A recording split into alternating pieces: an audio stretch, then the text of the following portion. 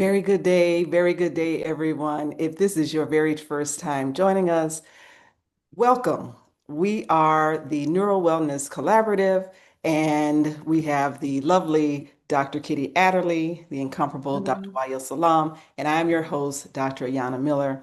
We're an international group of doctors of physical therapy, and this forum is where we engage with you on wellness, prevention, and function-related topics to support your functional mobility.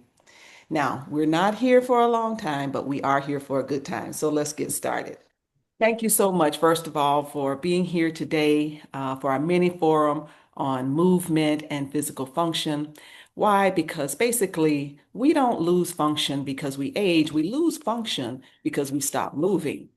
The human body essentially is meant to move. It's meant to move frequently, it's meant to move consistently. And when the body doesn't move, it begins to quietly shut down. And that's something that we don't want. So that brings us to this topic, this concept of the sedentary lifestyle. Being sedentary is essentially when you're spending 6 to 8 hours a day doing nothing. You're sitting, you have minimal or limited standing, limited or minimal walking, limited or minimal loading, and eventually it interacts or it impacts more than just your weight. You don't just gain weight from being sedentary. It impacts your muscle strength. Okay, your neuromotor firing, the connection between the brain and the muscles begins to diminish. It impacts your joints. It impacts your balance coordination. You lose reaction time. It slows down. Your blood sugar deregulates. Your circulation and oxygenation to all your body parts diminishes. And this is very important because that affects how you heal. Okay. Your brain health and your mood are affected. Okay. So it's not just a muscle thing. It's not just about you getting weaker. But in terms of getting weaker, it only takes 3 days actually of inactivity or immobility for your muscles to start wasting. So certainly, if your muscles can be impacted within 3 days, you know that other parts of the body are being impacted as well. So, apart from weakness, we need to also think about how our mobility is being reduced, how our balance is being impacted, and our risk of falls. We need to think about how the metabolism is being affected, our ability to oxygenate organs and tissues.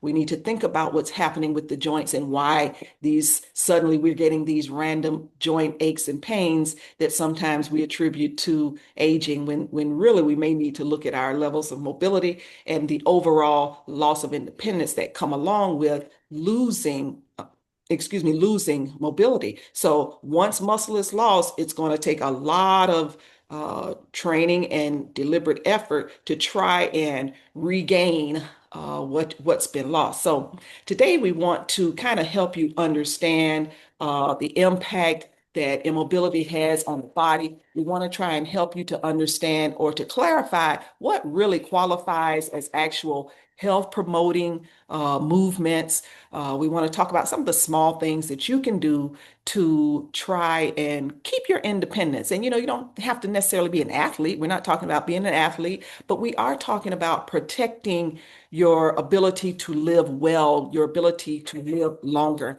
And of course, we have my incomparable colleagues here, and we always start with ladies first. Okay, that's the the nice thing to do.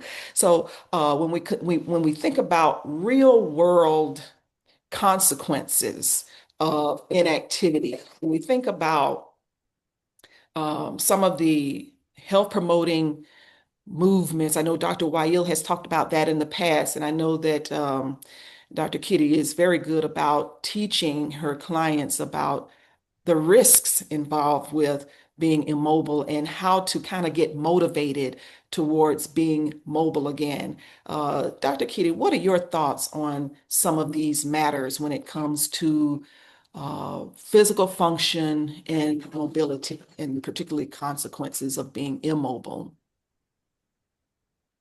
Thanks so much. Well, let's just start with movement is medicine, right? We need movement to stay healthy. We were not designed to sit in chairs, to lay down, to be in front of the computer screens for the amount of time that we're doing that. We were supposed to be outside, always moving, always taking care of our physical needs. With the advance of science and technology, we found so many ways to create so many machines to cut down on using the ultimate machine, which is our human body. And like you mentioned, not having that level of activity degrades the muscle quality and quantity, but it also impacts metabolism. You talked about that as well. But we don't talk about how much it impacts the mental health of somebody because you need movement for mental health. And I mean, it's just so coincidental that today is also the International Mind Body Day, where we celebrate how much the mind and the body interacts. And so the physical component of it, there's a mental component of it, and there's also a social component of it. Because when you move around, you tend to interact with other people. And we've seen what social isolation can do in many cases. So, as much as possible, we want you to move. Sometimes people get intimidated when we start talking about movement, especially when a physical therapist or somebody from the medical profession talks about it, because there's this overwhelming responsibility or this overwhelming task that it must be exercise, it must be so structured, but it's just basic movements. Basic things people need to do. You need to be able to feed yourself. You need to be able to reach something that's up high. You need to be able to get out of the chair, get down onto a toilet. These are basic moves, and we could actually take these basic moves and make them exercises that you could integrate. And then, as we talk about in physical therapy, we dose our exercises. So you start with the basic moves, and then we increase the amount of exercises you do, or we add some resistance to the exercises that you do. And that's how we build up. But you have to remember, movement is medicine. I love Dr. Ayana, when she said, it's the mobility, it's the metabolism, it's the mental health aspect of it. And to motivate you, you need to keep moving because your body deteriorates so quickly. 3 days is all it takes. And it's so hard sometimes to regain it depending on your level of health. So let's stay motivated and let's start moving basic moves. And that's how we'll start this conversation off.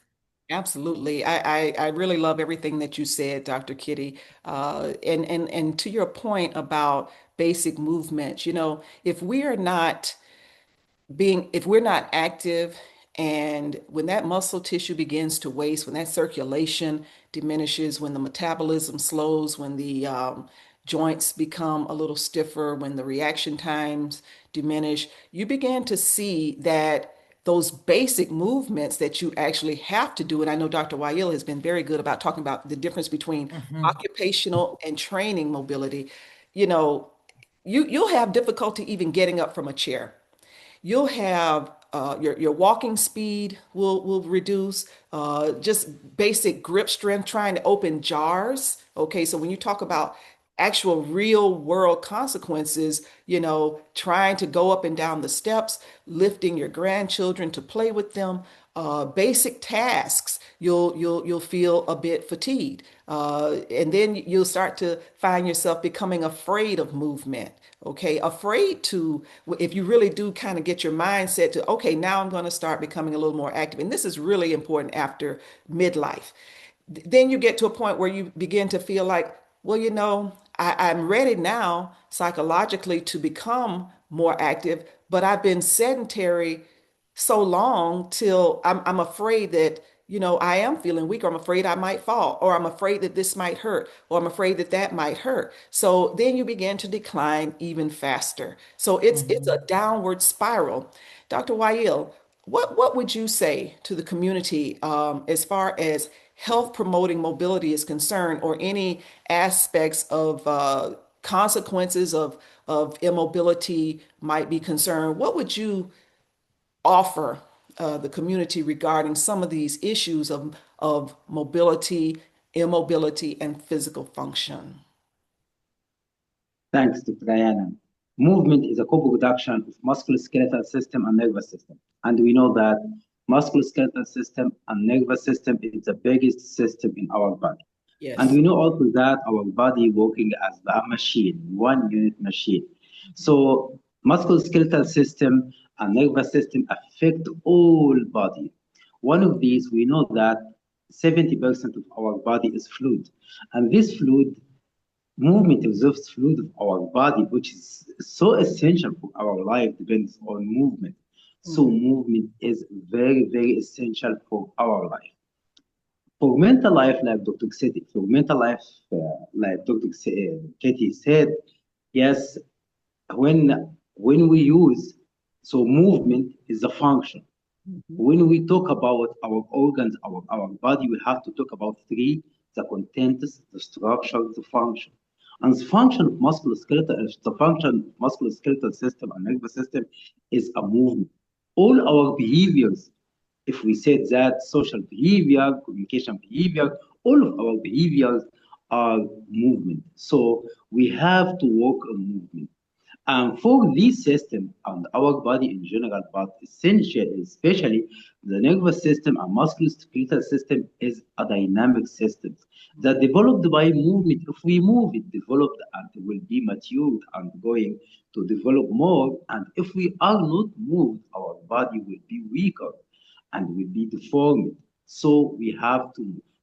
Move is the function that guide our body or move our body forward or could move our body backward. Mhm. So my advice is that first we have two kinds of movement. We have like what you said, Triana, occupational movement, or the movement that practice all over the day. We have to keep it. This is what I said, that we have all of us, we have like a circle of our potential. This is the boundary of our circles, of our potential, and this is our comfortable area. We have to move in our comfortable area all over the day. That what I mean that. Don't use the left. Go up and down stairs. Don't park your car under your house. Try to move. Try to make our daily movement. And this daily movement should be in your comfortable area. Comfortable area without pain, without fatigue. Don't go to the fatigue. Don't go to the pain. Pain is a sign of tissue damage, and the fatigue is a sign that your fuel is vanished. So you have to work with this. But at the same time, you have to train yourself daily, one time. I have to go to my boundary one time a day to give a message to my body that keep your potential, don't go lower. And if you pass your boundary, you will go to another level of health, another level of power. So Mhm. my advice is daily train yourself, go to your boundary first, or the most essential, your lifestyle. You have to walk, you have to go up and down stairs, Mhm. move as much as you can in your comfortable area. No one move zero. I Mhm. working with a very disabled people, and even these people can move. No one can move zero. Right. Everyone can move. So we have to move in our comfortable part, Mhm. and also we have to go to our boundaries one time a day to uh, to move ourselves. Mhm. And for training, I ask for walking. Try to walk. Walking for especially early morning is so essential. Go simply go from your house, go from out of your house for a minute and return back. Mhm. That's about 200 meters per day. Mhm. If you can, 2 minutes is nothing, but you can practice it easily. Also, my advice for bad positions or harmful movement, don't stay in a fixed position more than 15 minutes. Try to change your positions. And so, my final is keep moving daily movement routine and also train yourself daily. Go to your boundaries one time a day. Excellent. Thank you for that, Dr. Wael. I really like the points that you made, particularly about how the musculoskeletal system and the nervous system are very, very intricately and intimately linked. And your point about because quite honestly, let's just be real, without the nervous system, the musculoskeletal system is completely null and void. It's your brain that powers the musculoskeletal system. And as you said, you have to keep this in dynamic motion, dynamic form, so Mhm. that you're constantly not only maintaining what you have, but not losing. And this whole concept and idea of pushing yourself within your limits, within your boundaries of not becoming a weekend warrior, pushing yourself within your limits of what's normal for you, but then kind of ticking it up a little bit at times to gain additional strength is going to really help you to maintain longevity and maintain a lifestyle of purpose. Walking with purpose, as you said, go outside, walk for no less than a minute. I would even say, if you can, push it up to a 15-minute duration minimum, if possible, daily, as Dr. Weil said. If you are on a job where it's sedentary, you're sitting 6 to 8 hours per day. Remember, your circulation is becoming diminished. Dr. Weil said, you can't be flexed for that amount of time. He made the point that we are made to be upright. That's Mhm. why we don't operate on all fours. You're not meant to be recumbent all day. You're not meant to be flexed all day. You begin to develop shortening of the muscle tissues. You begin to develop contractures, and your joints become tighter. The fluid in your joints, it no longer lubricates the joints. They become stiff. So to Dr. Weil's point, you've got to move. You've got to walk. You've got to get up every so often, every 15 minutes. Get up, stretch, take a walk to maintain joint health, to maintain circulatory health, to maintain heart health. Because if not, you will quietly begin to develop syndromes, and you will not know where they came from. All of a sudden, after 4 years, 5 years, it doesn't even really take that long, because remember, we said 3 days and your muscles are wasting. Okay. Mhm. And you have other decline within that time frame as well. So you want to make sure that you are always taxing and challenging your balance. Always make sure that you're keeping connectivity between the brain and all of the body parts, not only the musculoskeletal system, but you want to keep that nervous system sharp so that your reaction times are, and your ankle and your hip and your knee strategies are always intact, so that you're not losing balance randomly, and you're I was going to say aging prematurely, but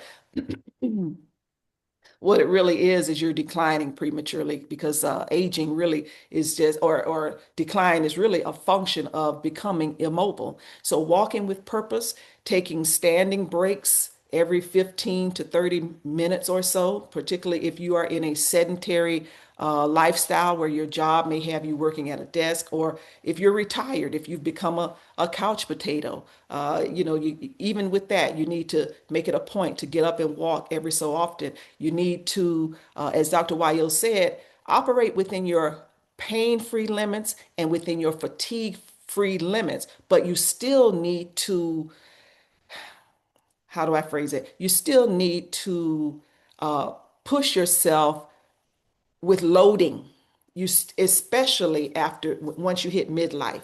Okay, you want to always challenge yourself with some kind of uh, weighted activity, whether that be lifting weights, whether that be doing work in the yard. You don't have to hire a lawn man to do everything. You can go and rake up leaves or sweep around the door. You can you can carry the trash out. You can carry a load of trash to the bin, or whatever the case might be. This is what Dr. Weil talked about: occupational or functional activities, and you can compound that with real. You don't have to go to a gym. In other words, you can do balance challenges and strengthening exercises loaded activities even beyond the formal setting of a gym. So I think that was really wonderful. That weekend warrior is a big thing. A lot of times we see people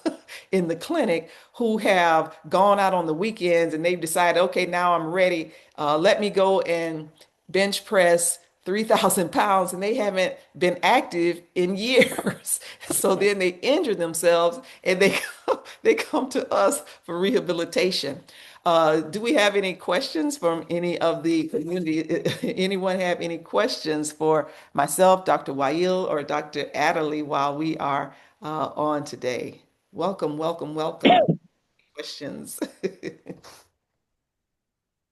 If not, what are some practical takeaways? What are some other additional points that we may want the community to ponder where functional mobility is concerned, the risks or call to action that we need to be aware of starting now, starting today, some of the consequences of the sedentary lifestyle here in our last few minutes. As I said, as we started out, we're not here for a long time, friends, but we are here for a good time. Well, Dr. Anna, I'd like to expand on what you spoke about gardening and being outside. We're not outside as much as we need to be in many situations. Whether we're in the city or whether our work just demands that we stay inside a lot more than we used to, we need to be outside more. People have resorted to stationary cycles, treadmills, trampolines, rebounders, things that they can use inside the house. But one of the things that you mentioned, we need to make sure that our reaction time stays the same and what stays at a higher level. And what better way to do that than to go outside and challenge nature, just walking on the hill, an uneven surface. For those of us who have access to a beach or a riverside, those rocks, those sands on the side of the waterways are excellent ways to challenge your balance, your reaction time, your strength, the intrinsic strength of your feet if you're doing barefoot. There's a big movement now with grounding where they want us to walk outside barefoot. It was interesting as a kid, I always got reprimanded for running outside barefoot, but now people are willingly doing this because this is part of the wellness movement, right? But there's so much value in that. There's also a lot of value of being outside because even though many of us live in subtropical climates, we have a vitamin D deficiency. We're not getting enough sunlight because we're going from the vehicle into the home, sitting in the air conditioning. So we're not getting the adequate amount of sunlight. Another thing as well, when we talk about rhythm and balance, being outside helps with enhancing our circadian rhythm. So, those of us who may struggle with insomnia and difficulty regulating our sleep and our nervous system, being outside early morning, getting those early morning rays, probably going and sitting and watching the sunset, sort of resyncs your body to where it's supposed to be. We were in nature before we had all of this wonderful infrastructure. We had a much more intimate relationship with nature and the cycles around us, and we need to do that more. And so exercise doesn't have to look like grueling and strenuous. It can look like a walk. It can look like wading through the water. It could look like just moving rocks and piling them up on one side and taking them down on the other side, building sand castles. And so look at it as fun, getting back into nature, finding that playful spirit we used to have when we were much younger. And that would be my contribution. Use what you have around you. Immerse yourself in nature again. Get all the free benefits that it provides for you. Absolutely. Thank you so much for that. Any other thoughts or um, ideas for the community? Dr. Wael, you're welcome. I want to say that movement is one of the most important determinant of aging, and the Oh, aging means that we will end our life. So anti-aging is increasing your movement. yeah. Keep your movement. When your movement declines and going downward, that means you end your life and will be aged. Wow. If you want, you have to keep your level of movement higher as much as you can. Keep it. When you keep it, that is the most anti-aging agent for you. So don't forget to keep your movement higher. Please, I give you simple example how to practice movement. Fight, like I said to you, walk as much as you can. Go and go upstairs. Your daily life, try to move as much as you can. And also for exercise. For me, what I do for me, I don't want to go to the gym because if I have time to go to the gym, it's not difficult and not out. It's not regular. But I do the exercises in the day. When I do in exercise like push up, like get to sit, whatever exercise, it is 50 times. 50 times means 50 seconds. So it's nothing. If I do it each half an hour or each an hour, four times of exercise, four sets of exercise, so for 15 seconds. So nothing. But these exercise give me a lot of energy, keep my body, give my mental abilities, increase my hormones, increase my lactic acid, make my muscles working as the muscles. It's like a gland that can increase the lactic acid, which is important for your brain to be fresher on your heart and your brain. So keep moving. That's what I want to say. Keep moving. Keep your level. If your level of movement decrease, that means that you will be aged early. Wow. That Dr. Wyatt, he just gave it to you straight and plain. He said, listen, if you stop moving, you start dying. And basically, that is correct because everything begins to quietly shut down. Folks, I just want you to know that what you do today, not someday, depends on your mobility, depends on your mobility later. Your mobility later depends on what you do today. As DPTs, doctors of physical therapy, we're here to help guide you safely along the continuum of physical activity implementation from contemplation to actual action. We are your movement and functional health authority. We are those folks who are trained to help keep the body working the way it was designed to. We help to prevent the body from breaking down prematurely. We identify root causes. We don't just treat symptoms. We help to restore the movement, balance, and strength. We help to prevent diseases and disability. We educate and empower the community. We help to build personalized treatment plans and prevention plans. We help to enhance the quality of life for people that we service. So we are here every first Saturday of the month from 12 to 12:30 p.m. New York time, that is. And we invite you to like and subscribe to our channel at Neuro-Wellness Collaborative. We invite you to also book a consultation via the links in the description as well. Don't hesitate to hit that notification button and certainly don't be selfish. Make sure that you share the value, share the channel with your friends, your family, your loved ones. And we look forward to seeing you back here again. Thank you so much for joining us.